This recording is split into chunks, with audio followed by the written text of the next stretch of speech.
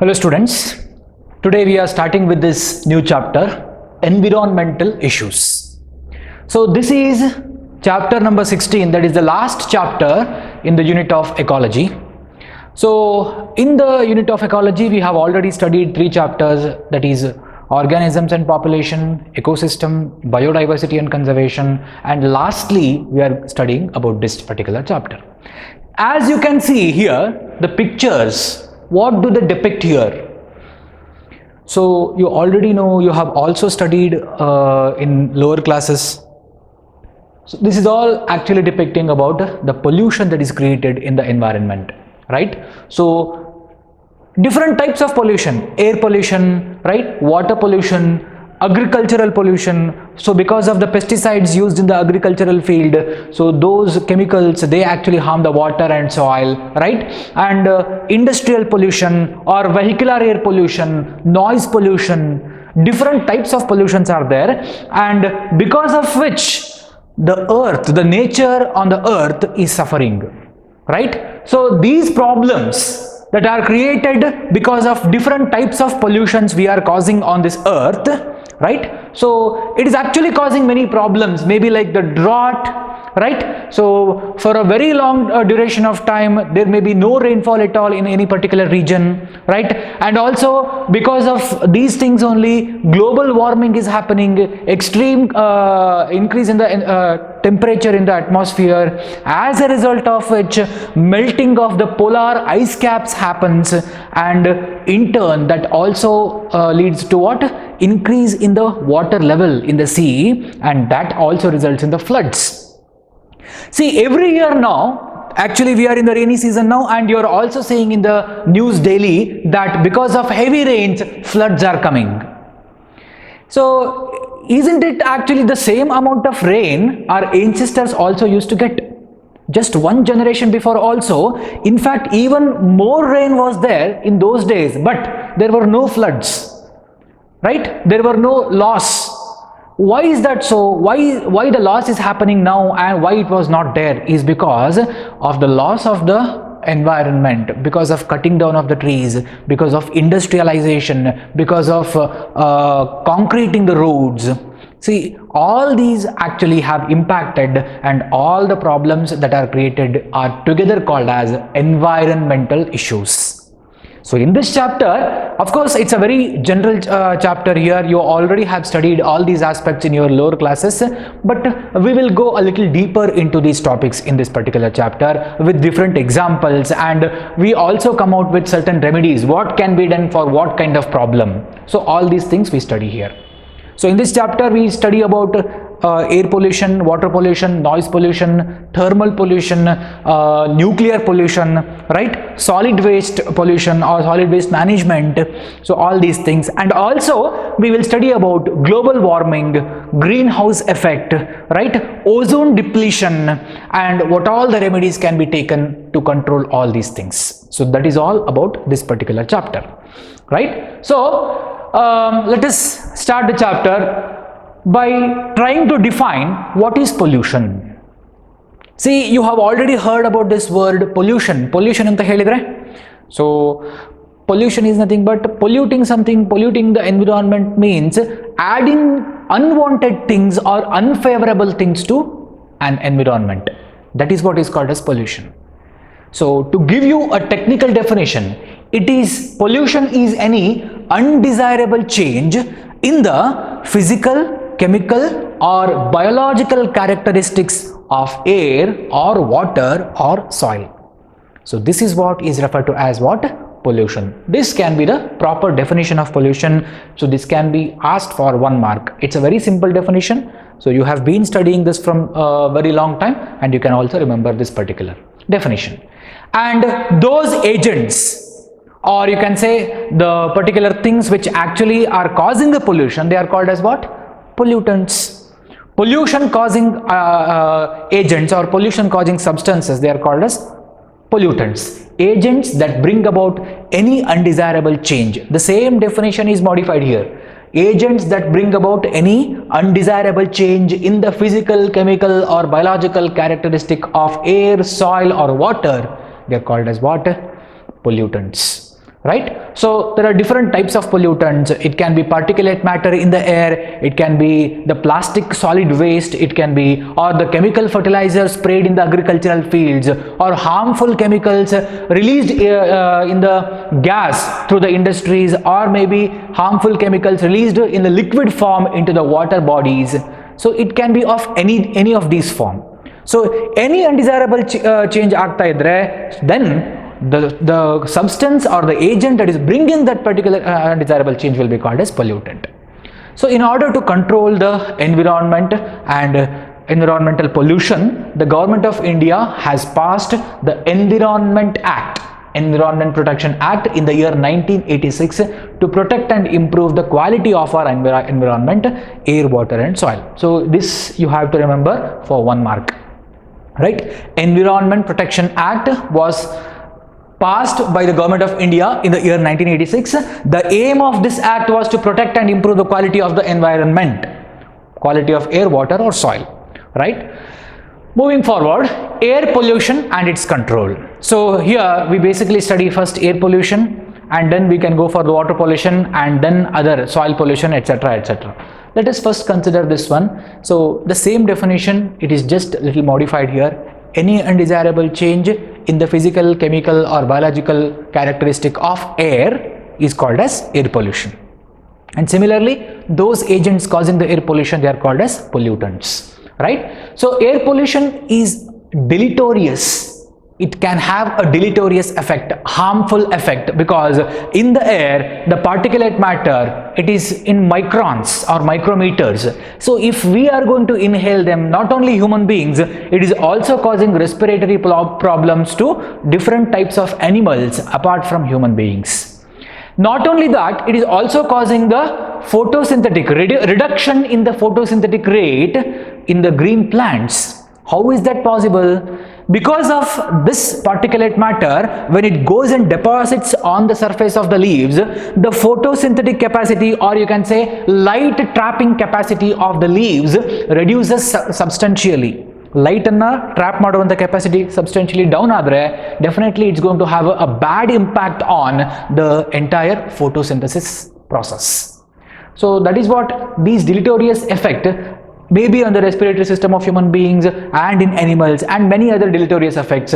Harmful effects depend on the concentration of pollutants, duration of exposure of the organism. So these two are important factors to see to what extent the deleterious effects have been caused in the particular organism, maybe a plant or animal.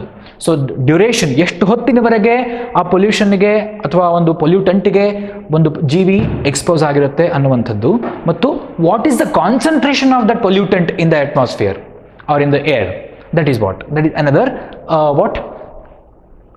factor. So usually, you know, the source of air pollution ಹೇಗಾಗುತ್ತೆ ಅಂತ ಹೇಳಿದ್ರೆ, anybody can answer this, because of the industrial pollution, right, or burning of fossil fuels, or maybe vehicular air pollution it can be. So these are the main causes. Smokestacks of thermal power plants. Thermal power plants ಗೊತ್ತಿರಬಹುದು.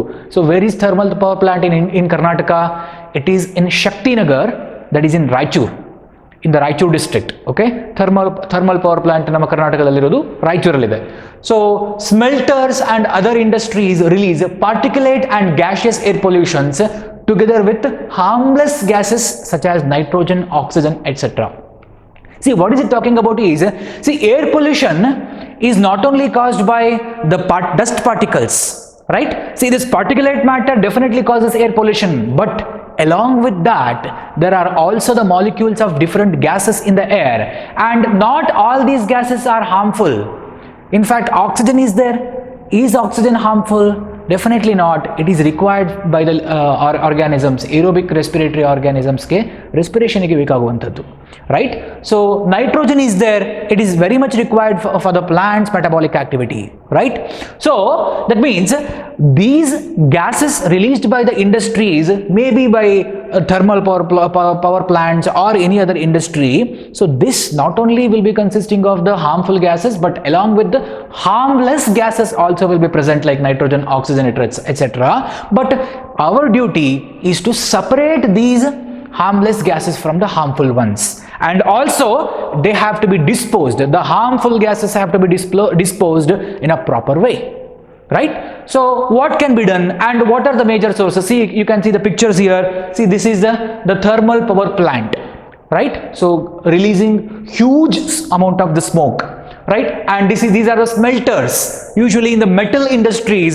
Because of this, the particulate matter and the gaseous release both can be observed here. And what is this? See, this is the industrial release of different gases. Any production industry it can be, right? So these pollutants, that means the pollutants along with the harmless gases, they have to be separated or filtered out before the releasing of the harmless gases into the atmosphere, right? So idin hege separate madodu annuvantaddu, actually we have got advanced technology, instruments we have got in order to do this particular job. So what are those? The removal of the particulate matter can be done by many ways. Most common ways ಯಾವುದು ಅಂತ ಹೇಳಿದ್ರೆ by using of electrostatic precipitator, which can remove about 99% of the particulate matter present in the exhaust. Particulate matter ಅಂತ ಹೇಳಿದ್ರೆ ಧೂಳಿನ ಕಣಗಳು, right? ಅದನ್ನ separate ಮಾಡಬೇಕು. ಯಾಕಂತ ಹೇಳಿದ್ರೆ that is going to cause a lot of problem, respiratory problem ಅಂತ ಅಷ್ಟೇ ಅಲ್ಲ, it is also going to cause a problem called smog ಅಂತ ಕರಿತೀವಿ. Smoke plus fog. Usually in the winter season, you might have seen, actually last year there were a series of accidents in Delhi and Noida. It is because of poor visibility on the roads, right? So many cars, they were stuck, they collided with each other because of very poor visibility, because of the formation of the fog. And in fact, it is actually not fog, it is the smog. Smoke will be there, that is released when smoke is released during the exhaust released by these industries, and fog that naturally happens, right? So because of the mixture of smoke and fog, the creation of smog happens, which reduces the visibility on the road substantially, right? So that is one problem that we can consider. By making use of the electrostatic precipitator, we can actually reduce around 99% of the particulate matter present in the air, right? So electrostatic precipitator means what? It's an instrument that can be used in the exhaust pipes of the thermal power plants. So the large exhaust pipes will be there in the thermal power plants. To that exhaust pipe, you can fit this electrostatic precipitator. How does that work? We need to understand. See, this electrostatic precipitator will be consisting of electrode wires, right? And that are maintained at several thousand volts, which produce a corona of electrons. A cloud of electrons will be produced. I will show you the diagram here. See, you can look at this diagram, right? See, dirty air coming from the exhaust of the thermal power plant here, and this is consisting of the particulate matter. And see, these are the discharge of corona means these are negatively charged wire. These are thousands of volt current carrying wires, and they produce a cloud of electrons here. And these dust particles, they are positively charged, these electrons are negatively charged. See, these positive and negative charges attract each other, and dust particles, they get attracted to electrons. Further, what happens here you can see the plates. These are called as collection plates anta kariteve, and on these collection plates, these are grounded plates, and the dust particles along with the electrons, they get collided on these plates, and what comes out will be the clean air. So this is how the working mechanism of the electrostatic precipitator will be. So that is what we have given here. It has electrode wires that are maintained at several thousand volts, which produce a corona or a cloud of electrons. These electrons attach to dust particles, giving them a net negative charge. The collection plates that are grounded, they will be having the positive charge. So the velocity of air between the plates must be low enough. Illi air pass ಆಗ್ತಿರಬೇಕಾದ್ರೆ air will be slowly moved, so that negatively charged dust particles can be stuck onto the collection plates, and the pure air or the clean air can come out of this. So this is how the electrostatic precipitator works. In order to have a proper understanding of this one, so I have actually taken a video here. an animatory video, so you may look into it now. Electrostatic precipitator. So you are looking at the smokestacks releasing the harmful gases here, and this is the electrostatic precipitator. This is the impure air passing. So this is the you can see the positive and negative charges, the collection plates.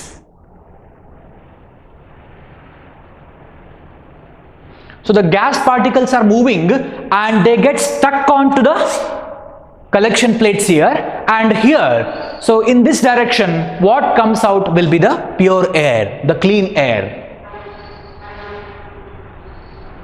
Positively charged electroplates, and so in the advanced kind of electrostatic precipitator, negatively charged electrodes are also there. If the dust particles are positively charged, so they will get attached here, but most of them will be negatively charged. That is why the positive electrodes or plates, they are going to be receiving them.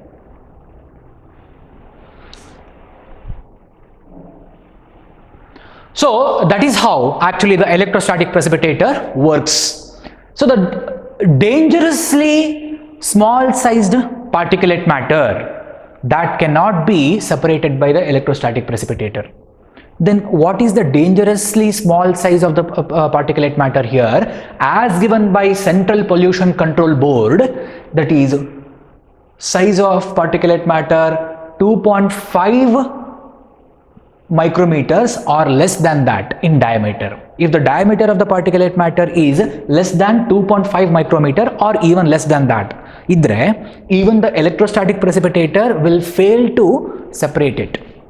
And these are considered to be very dangerous because they cause serious health problems to human beings. The respiratory problems to asthma, respiratory problem cause madavantaddu anta particulate matters. And these fine particulate matters can be inhaled deep into the lungs and can cause breathing and respiratory symptoms, irritation, inflammations and damage to the lungs and premature death. So in order to avoid these things, so the pollution has to be reduced, right?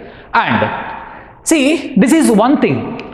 I told you there are mainly two types of pollutants in the air. The two types of pollutants that are causing the air pollution is what? One is particulate matter. Particulate matter, 99% of the particulate matter can be separated by electrostatic precipitator, but 1% which is having a size of less than 2.5 micrometer cannot be separated, right? But what about the harmless gases? There is yet another instrument called scrubber, which actually can remove the gases like sulfur dioxide from the exhaust. Sulfur dioxide, like poisonous gases like sulfur dioxide, can be removed from the exhaust in a scrubber, and that exhaust, the exhaust of the industries, can be made to pass through this scrubber. There are different types of scrubbers, right? One sedimentary scrubber anta kariteve, and the other is fluid scrubber anta kariteve, right? So I have taken one example here. See, this is the example of the scrubber, the diagram of the scrubber as considered in the textbook here. What happens here? The dirty air will be made to rush into the scrubber in the upward direction, right? And so here, water line spray, the water will be sprayed in the opposite direction to the gushing air, dirty air. What happens? So these gases, they get dissolved in the water and they get precipitated. The particulate matter along with these gases like sulfur dioxide can be removed by making use of this kind of scrubber. And again, what comes out here will be the clean air, right? So the working mechanism of the scrubber is like this. And so the pack the bed scrubber is another type of the scrubber. This is a small animatory video you can observe. So what happens here in this scrubber is,